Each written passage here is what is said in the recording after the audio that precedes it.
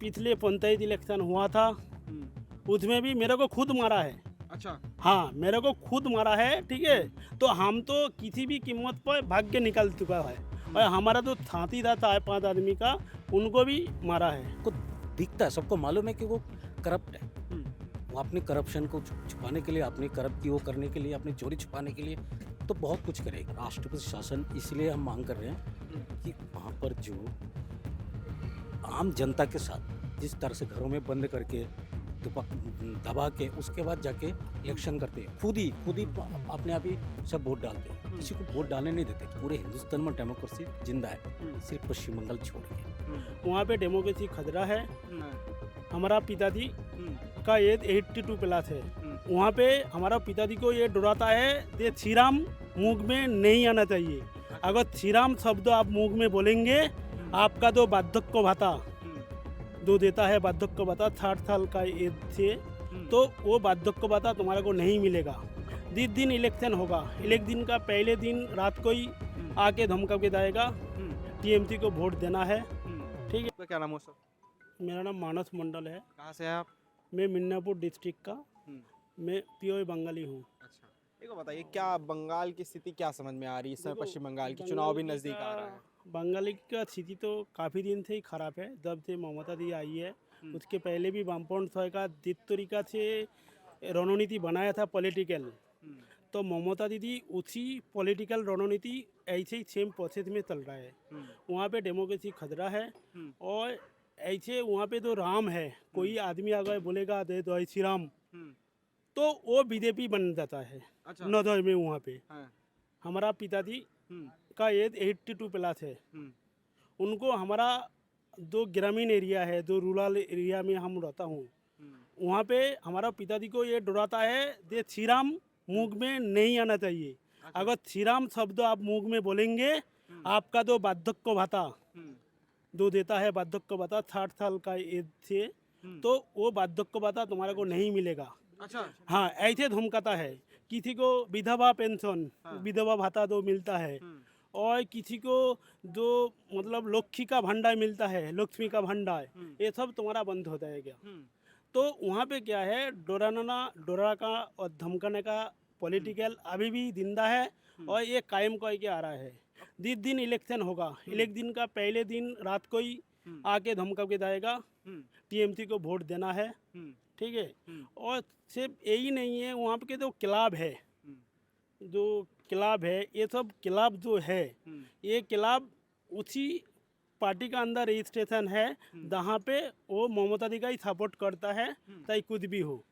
और वहाँ पे और एक है जो पुलिस स्टेशन है, जो पुलिस व्यवस्था है, वो निरपेक्ष कभी नहीं किया और आगे भी अगर ममता दी रहेगा ये निरपेक्ष नहीं कर पाएगा। इसीलिए नहीं कर पाएगा क्योंकि वहाँ का जो पॉलिटिकल नेता है उनका अगुवाई में वहाँ पे पुलिस व्यवस्था कायम है।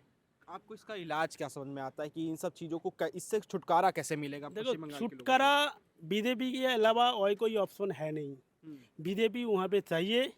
और जो ग्रामीण एरिया का है, जैसे यहाँ पे न्यूज़ वाला सारी जगह में फैला हुआ है, लेकिन ग्रामीण एरिया में अभी भी न्यूज़ वाला पहुँच नहीं पाता। वहाँ पे वोट का इलेक्शन के दिन जो पिछले पंचायत इलेक्शन हुआ था उसमें भी मेरे को खुद मारा है। अच्छा। हाँ, मेरे को खुद मारा है, ठीक है। तो हम तो किसी भी कीमत पर भाग के निकल चुका है और हमारा जो साथी था 4-5 आदमी का, उनको भी मारा है। एक को तो गोले का चेन था, वो भी छीन लिया था। अच्छा। तो वहाँ पे एक तरीका से जो जंगल राज चल रहा है, ये ममता दी रहेगा, ये चलता रहेगा। और वहाँ पे जो विचार व्यवस्था है वो भी पार्टी का केडा है, जो पॉलिटिकल जो नेता है, जो केडा है, वो निर्णय करेगा, वो सिलेक्ट करेगा, वो अलाउ करेगा जो ऐसे करना है, ऐसे चलना है। अच्छा। कई लोग ये कह रहे हैं कि पश्चिम बंगाल में वो समय आ गया है कि राष्ट्रपति शासन लग जाना चाहिए। क्या लगता है आपको इस चीज़? देखो, राष्ट्रपति भाषण वो तो सेंट्रल जो मिनिस्टर वगैरह बैठा है वो लोग तय कर पाएगा, लेकिन हम जो है, हम रूरल एरिया में हमारा घर है और हमारा परमानेंट वही है। हमारा जो गांव है, जो रूरल एरिया है, वहाँ पे हमारा पायमन है। तो गांव का जो स्थिति है बहुत ही ख़राब है। और वहाँ पे कोई ओपन अगर बीजेपी का पताका लेके जाएगा ना, उसका दूसरा दिन अटैक हो जाएगा। अच्छा। ऐसे वहाँ पे पॉलिटिकल स्वभाव है। वहाँ पे ये राजनीति चल रहा है, जो टीएमसी का जो नेता है वो कह रहे हम खा रहा हूँ, अब भी खाओ हमारा साथ, अब भी चलो हमारा साथ। तो ये उनका जो मतलब कानून व्यवस्था है, ये यही दर्शाता है। वहाँ पे आइन कानून कोई निरपेक्ष जांच ना होती है और ममता सरकार रहेगी तो होगी भी नहीं है। तो बदलाव तो चाह रही हम लोग बदलाव- आशावादी है, कम से कम पश्चिम बंगाल का मानुष आपका द्वारा हम ये चाहता हूँ कि पश्चिम बंगाल का मानुष कम से कम जागरूक होके थोड़ा बदलाव करे और आने वाला जो पीढ़ी है, जो नेक्स्ट जनरेशन है, उनका जो विचार व्यवस्था, जो एडमिनिस्ट्रेटिव डिपार्टमेंट, वो सब कम से कम ठीक से चलवाई करे और नेक्स्ट जनरेशन को थोड़ा ठीक सुगम रास्ता बना लिया इतना जाए। इतना सब कुछ हुआ है, वहाँ पे पुलिस नहीं आती है सामने बचाने के लिए, देखो, पुलिस समर्थन नहीं करती है। पुलिस तो निरपेक्ष को कभी दाद नहीं किया, ना करेगा भी। वहाँ पे नेता का ऊपर डिपेंड करता है कौन सी केस चलेगा, कौन सी नहीं चलेगा। अच्छा। उनका वो डिपेंडेड है। हाँ। क्योंकि हम प्रैक्टिकल आदमी हूँ और हम गांव से हमारा रिलेशन है और हम गांव में ही रहता हूँ। ठीक है।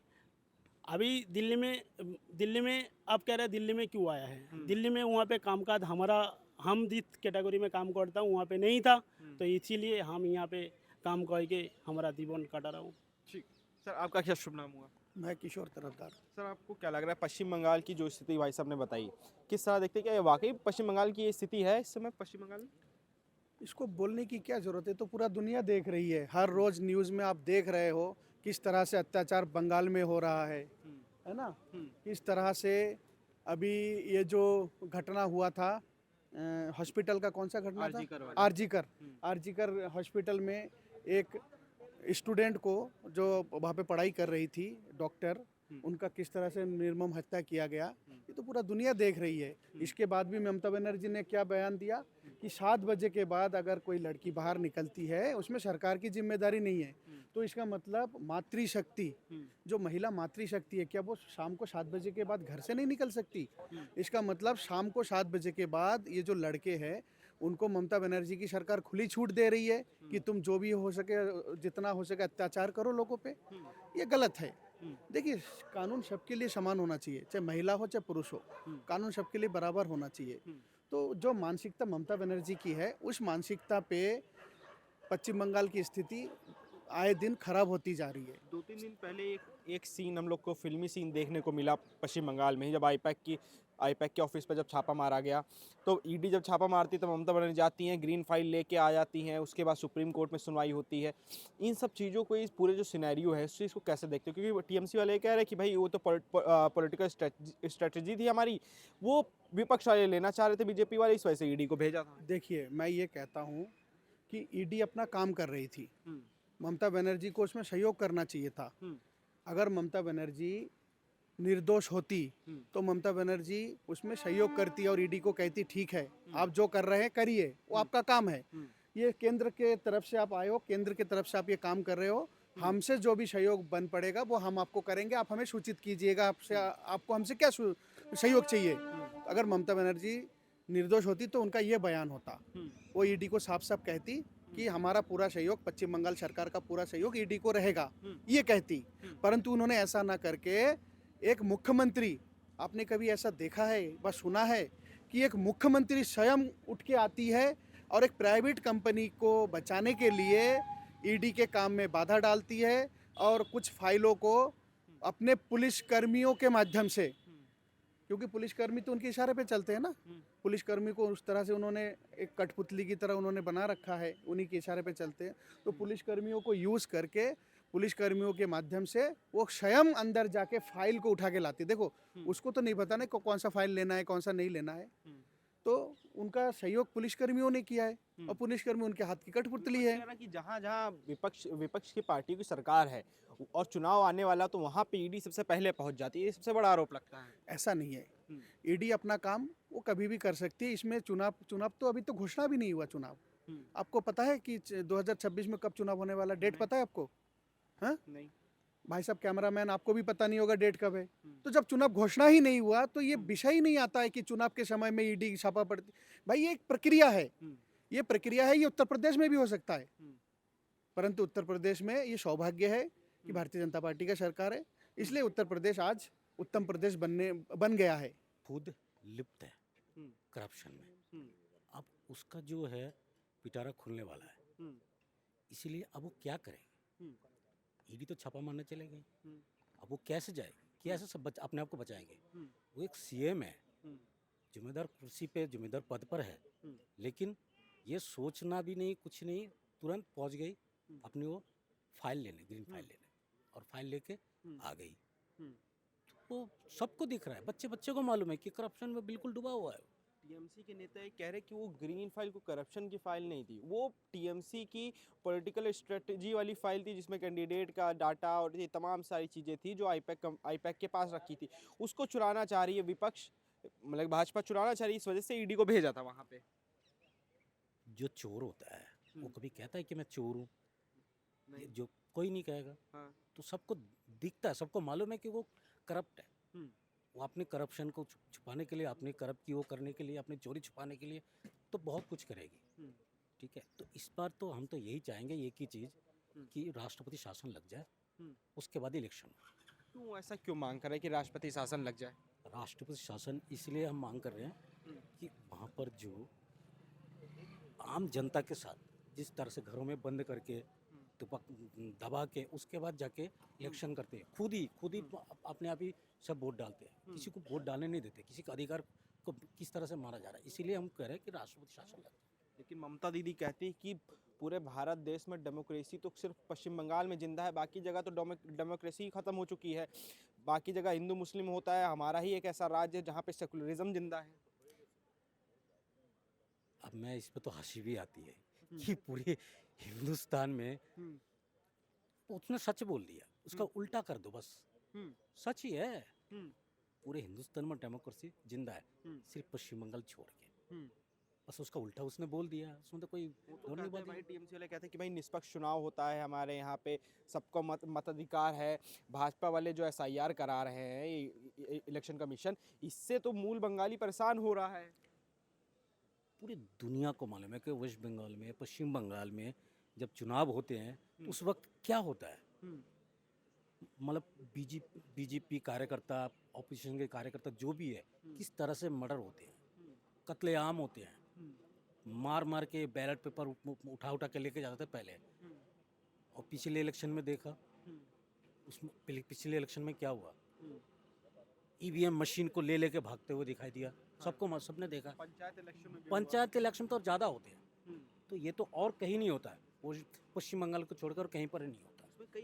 कई जो बंगाली मूल के लोग हैं वो ये कहते हैं कि हम तो सबसे ज़्यादा क्या नाम नाराज़ तो केंद्र सरकार से है कि उनको 2021 से पहले ही पश्चिम बंगाल में राष्ट्रपति शासन लगा देना चाहिए। आपको क्या लगता है कि क्यों सेंट्रल गवर्नमेंट डर रही है राष्ट्रपति शासन लगाने में पश्चिम बंगाल में? सेंट्रल गवर्नमेंट डर नहीं रही है। सेंट्रल गवर्नमेंट जब राष्ट्रपति शासन लगते हैं तो कुछ दबाव होती है, उस चीज़ों को दायरे रखकर ही केंद्र सरकार सोच रही होगी कुछ, वो तो सरकार ही जानती है कि सरकार क्या। हमारा तो मांग है कि राष्ट्रपति शासन लगे। आपको क्या लग रहा है जो अभी आने वाला जो चुनाव है पश्चिम बंगाल का, ये निष्पक्ष हो पाएगा इन सब स्थितियों में? इन स्थितियों में तो निष्पक्ष नहीं हो पाएगा। अगर राष्ट्रपति शासन नहीं लगा तो निष्पक्ष चुनाव बिल्कुल नहीं हो पाएगा।